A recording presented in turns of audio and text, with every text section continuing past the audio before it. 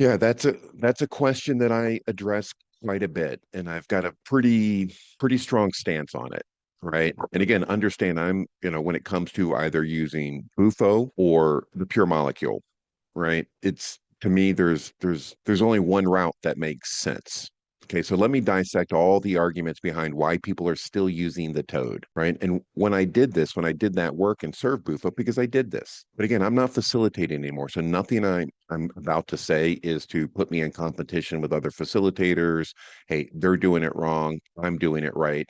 I don't facilitate anymore. I train facilitators, and most of them come to me with training in Bufo, which I honor. But I also want to help educate them on why I don't recommend that and why people should absolutely be moving and steering away from this. When I was training and when I was in the field doing it, we would use 14, 15 grams every 10 days, sometimes more. Multiply that by hundreds of people all over the world. This is unsustainable.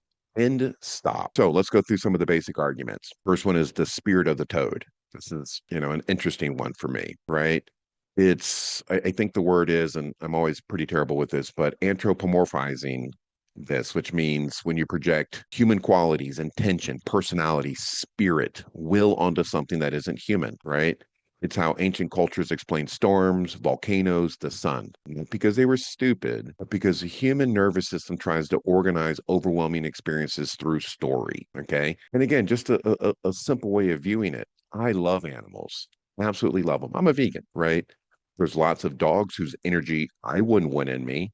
There's lots of humans because we're also animals whose energy I wouldn't want in me. So it's this radical assumption that the Bufo toad itself, the Sonoran Desert toad itself, is just this angelic light, right, of love and light, and is going to honor us, right, with its spirit. Just use some logic, okay? And again, I know this sounds like it's an attack.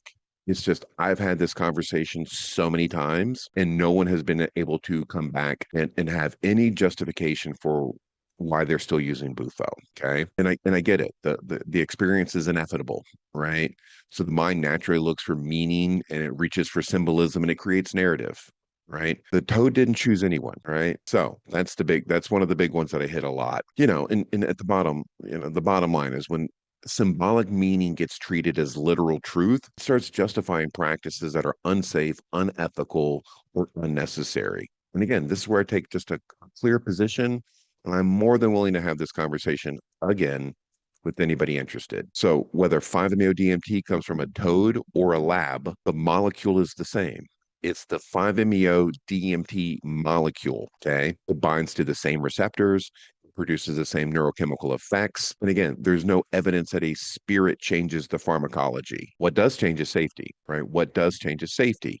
With the toad secretion, dosing is wildly inconsistent, right? 15 to 25% of the toad secretion contains the actual 5-MeO DMT. So you don't know the potency, you don't know the purity, you don't know what else is present. Okay. Hamilton Morris did a great deep dive. I think he said there was over 100 other alkaloids in the toad secretion, and he analyzed every single one of them, and none of them were impacting the experience. There's a minor trace of bufotenine in there, which is a significantly less potent medicine compared to the 5-MeO DMT. And I've done them both more than most people. And I could assure you, if all you've ever done is Bufo, and I served you the pure molecule, you would not know the difference. There is no difference. So the next argument that comes up is I only want to use natural medicines. Here's the inconsistency. Most of those people take vaccines, they take melatonin, they take antibiotics, they take synthetic hormones, right?